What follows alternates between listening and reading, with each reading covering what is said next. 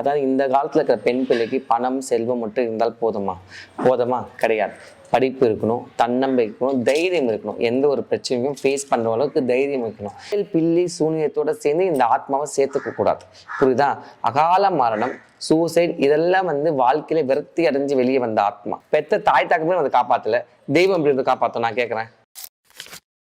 பொதுவாகவே பார்த்தீங்க அப்படின்னா, இப்போ சமூக ஊடகங்கள்லையும் செய்திகள்லையுமே பார்த்துருப்பீங்க, ஒரு இளம் பெண் வந்துட்டு தன்னுடைய தானே தேடிக்கிட்டாங்க அப்படின்ற மாதிரி. இது ஒரு துன்பப்பட வேண்டிய ஒரு விஷயம் தான். ஆனால் நிறைய பெண்களுக்கு இந்த மாதிரியான சம்பவங்கள் நடந்துகிட்டே தான் இருக்குது. வரதட்சணை கொடுமையாகட்டும், புருஷன் கொடுமைப்படுத்துறதாகட்டும், குடிச்சிட்டு வந்து அடிக்கிறதாகட்டும், இதெல்லாம் பெண் சாபம் அப்படின்னு சொல்கிறாங்க.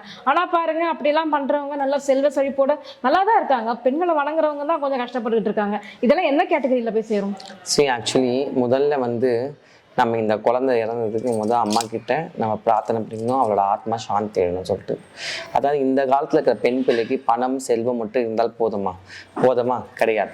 படிப்பு இருக்கணும், தன்னம்பிக்கை இருக்கணும், தைரியம் இருக்கணும். எந்த ஒரு பிரச்சனையும் ஃபேஸ் பண்ணுற அளவுக்கு தைரியம் இருக்கணும். சாவுதான் முடிவுனா இனி உலகத்தில் யாருமே இருக்க முடியாது. எல்லாருக்குமே கஷ்டங்கள் ஒரு கட்டத்தில் இருக்கதான் செய்யும், கரெக்ட் தானே? ஆனால் அந்த பெண் எல்லாருக்குமே வெளியே இருக்கும் கஷ்டங்கள். இப்போ ஒரு வேலை மேலே இருக்கும், இல்லை ஸ்கூலில் இருக்கும், இல்லை அந்த ஏரியாவில் பக்கத்து வீட்டுக்காரங்க எது வீட்டுக்காரங்க பிரச்சனை பண்ணியிருப்பாங்க, இல்லை சொந்தக்காரவங்க பிரச்சனை பண்ணியிருப்பாங்க. ஏதாவது ஒரு ஒரு ஒரு வாழ்க்கைன்னா பிரச்சனை இருக்க தான் செய்யும். அதை நம்ம போராடி தாண்டி வந்தது வாழ்க்கை. பட் ஆனால் இந்த பொண்ணுக்கு என்னென்னா, தன்னோட கணவனே பிரச்சனையானது தான் இங்கே மிகப்பெரிய வலிவேதனை. இப்போது நம்ம வெளியே 1000 பேர் நம்ம ஃபேஸ் பண்ணிடலாம். வீட்டுக்குள்ளே வந்தோன்னா அப்பான்னு இருக்கும்போது அப்பாவே நம்மளை ஒரு கார்னர் பண்ணும்போது நம்மளால என்ன பண்ண முடியும்? தாங்கிக்க முடியாது. அதே மாதிரி அப்பா கிட்ட சொல்லும் பொழுது அப்பா என்ன சொல்றது, அம்மா நீ பொறுமையாகணும், வாழ்க்கைனா இப்படி தான் இருக்கணும்னு சொல்லிட்டு சொல்றவங்களும் அப்படிதான் சொல்றாங்க. தவிர்த்து எதனால அந்த பிரச்சனையை அந்த குழந்தை சொல்லுது, அவளுக்கு என்ன பிடிக்கல, செக்ஷுவலி இது பிடிக்கலன்னா பிடிக்கலதான், அவ்வளவுதான். கொஞ்ச நாள் டைம் இருக்கணும். அது குழந்தை புதுசா அது இப்பதான் கல்யாணம் ஆகி அவ இப்பதான் அனுபவம் அந்த லைஃப்குள்ள போறா. So it will take some time. புரியுதா? அதை நம்ம இவளுக்கு புரிய போது அவனுக்கு புரிய வச்சுக்கணும். இல்லை 2 பேருமே கொண்டு போய் ஒரு கவுன்சிலிங்ல விட்டுருக்கலாம். ஒரு கவுன்சிலர் நல்லா கவுன்சிலிங் பண்ணியிருப்பாங்க. ஸோ நிறைய ஆப்ஷன்ஸ் இருக்கு அந்த பொண்ணை காப்பாத்துறதுல. பட் ஆனால் ஏன் எப்படி தவற விட்டாங்க தெரியல. 2வது, இவங்க அப்பதான் சரியில்லைன்னு பார்த்தா அவங்க மாமனார் அதை விட கேவலமான ஒரு பிறவைகளாக இருப்பாங்க போலக்குது. ஒரு மாமனார் எந்த விஷயத்த பேசக்கூடாதோ அதையே அந்த மருமகிட்ட 5 மணி நேரம் பேசிக்கிறான்னா இவங்களாம் என்ன சொல்றது? அப்போ எந்த விதத்தில் ஒரு தவறான வளர்ப்பு வளர்த்துருக்காங்க அந்த பையனை. அந்த பொண்ணுக்கு என்ன ஒரு பெரிய ஒரு டிஃபைன் பண்ணிக்கிறான்னா, நாம ஏமாந்துட்டோம், அவ்வளோதான். நம்மள ஏமாத்திட்டாங்க, நான் ஏமாந்துட்டேன். அது ரொம்ப அவளுக்கு உள்ள ரொம்ப அவள் அந்த வாய்ஸ் மெசேஜ் ரொம்ப கிளியரா சொல்லிக்கிறான், வலி.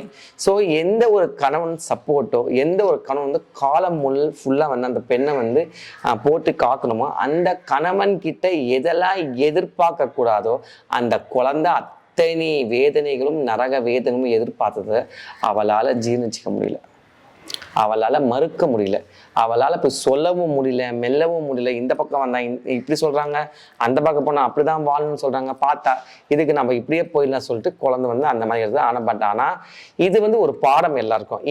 இனி வர ஃபேமிலி மெம்பர்ஸ், இனிமேல்ட்டு வர இதை பார்க்குற இந்த உலகத்துல பெண் பிள்ளைகளை கல்யாணம் பண்ணால் கொஞ்சம் தயவு செய்து யோசிச்சு சிறிதளவாச்சு கொஞ்சம் நீங்க முடிவெடுங்க. பெண் பிள்ளைகளுக்கு அவசரம் வேணாம், நல்லா படிக்க வைங்க, அவளோட காலில் அவள் தன்மானத்தோடு நிற்க வைங்க. அதுதான் இன்னைக்கு முக்கியம். சரியா? கல்யாணம் என்ற பேர்ல இந்த மாதிரி பரதேசிங்கிட்டலாம் போயிட்டு நம்ம குழந்தைய போயிட்டு கொண்டு போய் கொடுத்து சாவடிக்கிற நிலைமையெல்லாம் வேண்டாம். இதெல்லாம் மகா பாவம். யாராலுமே யோசிக்க கூட முடியாத அளவுக்கு இன்னைக்கு இந்த விஷயம் பேசப்படுது. ரொம்ப மனசுக்கு ரொம்ப வேதனையாகவும் இருக்குது. மேடம், இது இந்த மாதிரி சம்பவங்கள் நிறைய நடந்துகிட்டு தான் இருக்கு. பொதுவாகவே சொல்லுவாங்க, ஆசை நிறைவேறாதவங்க, இந்த மாதிரி துர்மரணம் சந்திக்கிறவங்க ஆன்மா ரொம்ப கோவமா உக்கிரமா இருக்கும் அப்படின்னு சொல்லுவாங்க.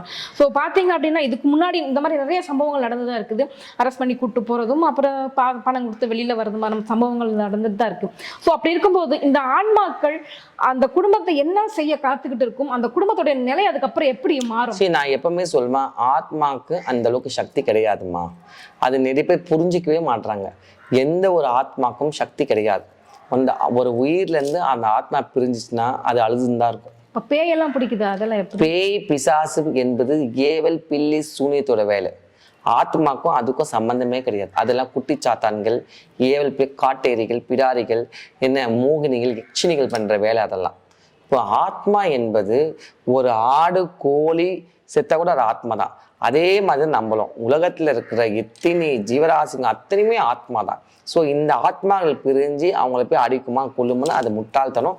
அது ஒரு காலமும் ஏற்றுமும் கொள்ளுமோ எந்த சாஸ்திர விதிகளும் அது கிடையாது. ஃபர்ஸ்ட் அதை நீங்க புரிஞ்சுக்கணும். ஏவல் பில்லி சூனியத்தோட சேர்ந்து இந்த ஆத்மாவை சேர்த்துக்க கூடாது. புரியுதா? அகால மரணம், சூசைட் இதெல்லாம் வந்து வாழ்க்கையில விரக்தி அடைஞ்சு வெளியே வந்த ஆத்மா.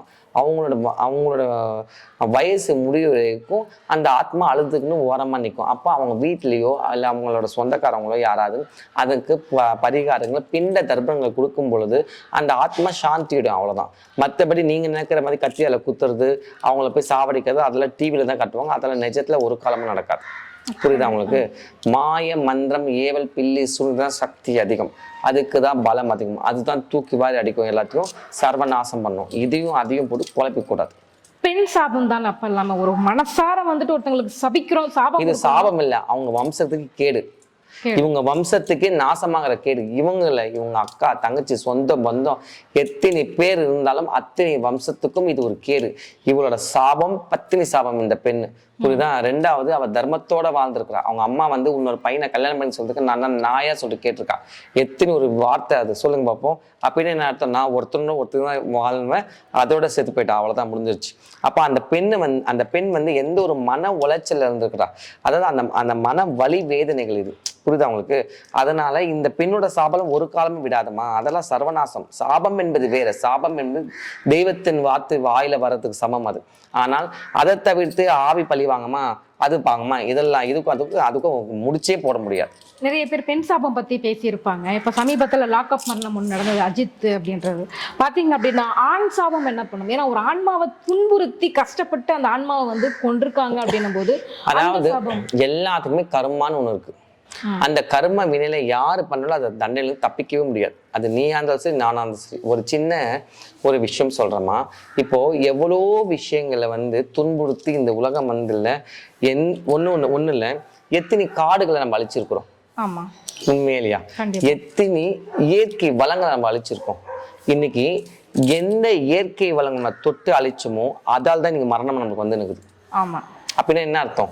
நாம எதை செய்யறோமோ அதே தான் திருப்பி நம்மளுக்கு அடிக்கும். உண்மையா இல்லையா?